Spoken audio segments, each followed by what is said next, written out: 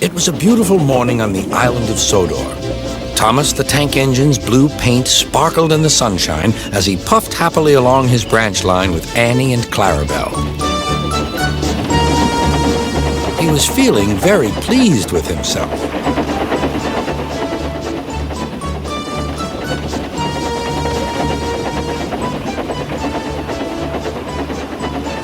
"Hello, Thomas," whistled Percy. "You look splendid." "Yes, indeed," boasted Thomas. "Blue is the only proper color for an engine."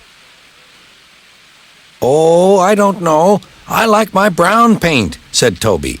"I've always been green. I wouldn't want to be any other color either," added Percy. Well, anyway," huffed Thomas, "blue is the only color for a really useful engine. Everyone knows that." Percy said no more. He just grinned at Toby. Later, Thomas was resting when Percy arrived. A large hopper was loading his freight cars full of coal.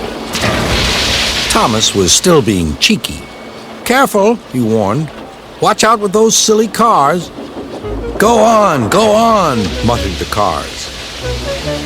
"And by the way," went on Thomas, "those buffers don't look very safe to me." The last load poured down. "Help, help," cried Thomas. "Get me out." Percy was worried, but he couldn't help laughing. Thomas's smart blue paint was covered in coal dust from smokebox to bunker.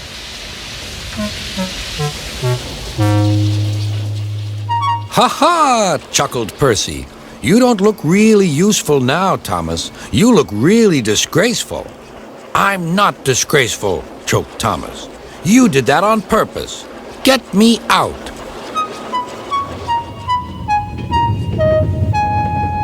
It took so long to clean Thomas that he wasn't in time for his next train.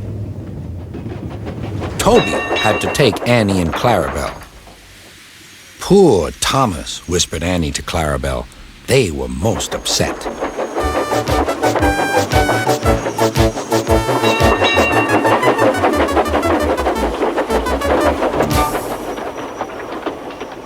Thomas was grumpy in the shed that night. Toby thought it a great joke, but Percy was cross with Thomas for thinking he had made his paint dirty on purpose.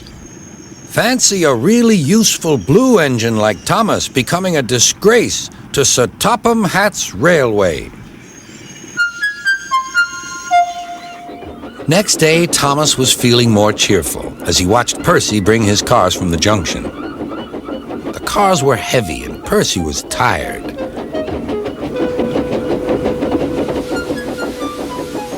"Have a drink," said his driver. "Then you'll feel better." The water column stood at the end of the siding with the unsafe buffers. Suddenly, Percy found that he couldn't stop. The buffers didn't stop him either. "Oh!" wailed Percy. "Help!" The buffers were broken, and Percy was wheel-deep in coal. It was time for Thomas to leave. He had seen everything.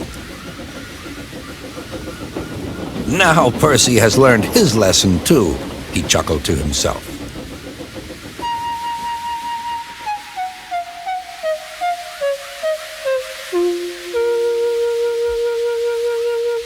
That night, the two engines made up their quarrel.